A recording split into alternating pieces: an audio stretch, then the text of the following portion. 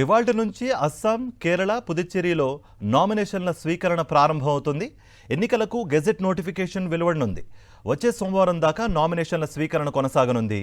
అస్సాంలో 126 అసెంబ్లీ సీట్లు, కేరళలో 140, పుదుచ్చేరిలో 30 అసెంబ్లీ సీట్లకు నామినేషన్లు వేయనున్నారు. ఈ నెల 24న నామినేషన్ల పరిశీలన ఉంటుంది. నామినేషన్ల ఉపసంహరణకు గడువు ఈ నెల 26 కాగా ఏప్రిల్ 9న పోలింగ్, మే 4న కౌంటింగ్ ఉంటుందని సిఈసి ప్రకటించింది.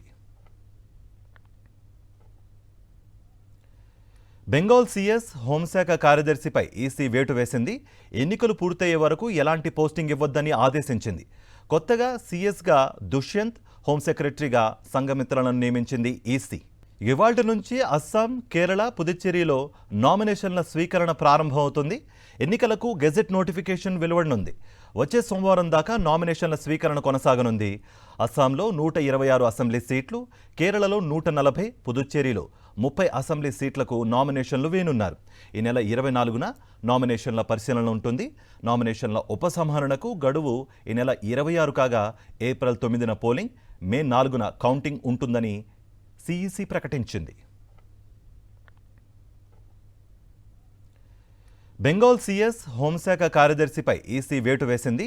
ఎన్నికలు పూర్తయ్యే వరకు ఎలాంటి పోస్టింగ్ ఇవ్వొద్దని ఆదేశించింది. కొత్తగా సీఎస్గా దుష్యంత్, హోం సెక్రటరీగా సంఘమిత్రలను నియమించింది ఈసీ.